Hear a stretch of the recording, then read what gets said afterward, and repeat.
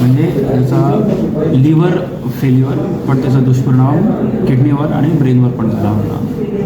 तर viral hepatitis म्हणतो. Viral हेपॅटायटिसमुळे काय कदाचित कंटॅमिनेटेड वॉटर किंवा कंटॅमिनेटेड फूड खाल्ल्याने त्यांच्यामध्ये हेपॅटायटिस ए जे व्हायरस असतो तो शरीरामध्ये पसरतो. त्याच्यामध्ये आपले लिव्हरचे पेशी असतात, लिव्हरच्या पेशी बऱ्याच अंशी ते डॅमेज होतात. जेव्हा लिव्हरच्या पेशी सिग्निफिकंट डॅमेज होत होतात तर त्याचा दुष्परिणाम किडनीवर पडतो. त्याच्यामुळे काय होतं, युरिन येणं कमी होतं म्हणजे ती किडनी फेल्युअरमध्ये जाते. पण हा आजार तसाच पुढे वाढत गेला, शरीर व्यवस्थित रिस्पॉन्ड नसते करत तर त्याचा दुष्परिणाम मेंदूवर पण होतो. त्याला एन्सेफॅलोपॅथी म्हणतात. परत एन्सेफॅलोपॅथीचे 4 म्हणजे युजली असे 4 ग्रेड्स असतात. पहिला ग्रेड तो चौथा ग्रेड. पण चौथा ग्रेड म्हणजे खूप सिव्हिअर कंडिशन आली, ब्रेनवर पूर्ण इफेक्ट झाला, पेशंट पूर्णतः बेशुद्ध अवस्थेत होतो. त्याच्यामुळं असा कुठला आजार जेव्हा होतो तेव्हा पेशंटची काटेकोरप्रमाणे काळजी घेतली पाहिजे. हा आजारला तुम्ही दुर्लक्ष नका करू. तसा लिव्हर एक महत्त्वाचा ऑर्गन आहे. अगर लिव्हर खराब झाला तर आपल्या बाकी शरीरावर बाकी अवयवावर खूप दुष्परिणाम होऊ शकतो.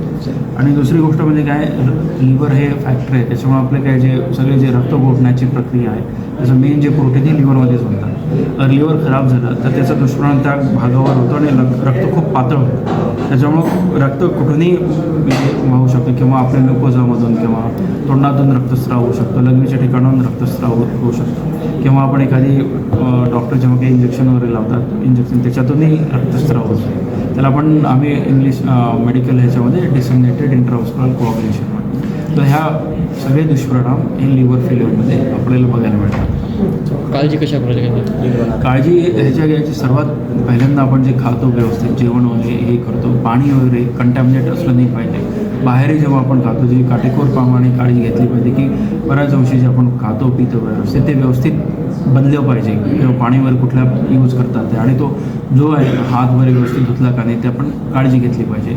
नाहीतर एकदा हे झालं तर बऱ्याच वेळेस दुष्परिणाम होण्याची शक्यता असते. आणि दुसरी गोष्ट म्हणजे हा एक प्रकारचा दुसरा एक हेपॅटायटिस बी म्हणून आहे. ते काय होतं, आपले कंटॅमिनेटेड निडल आणि सिरिंजेस येण्या किंवा ब्लड ट्रान्सफ्युजन थ्रू होतं. पण नाव आपण आता सध्या तरी अवेअरनेसमुळं हॉस्पिटल हे सगळे डिस्पोजेबल यूज करतात. त्याच्यामुळं हेपॅटायटिस बीचे चान्सेस बरेच कमी झाले आहेत. तो मेनली आपण जो हेपॅटायटिस बघतो ते फक्त कंटॅमिनेटेड फूड वॉटर घेतल्याने होतो मेन प्रमाणात.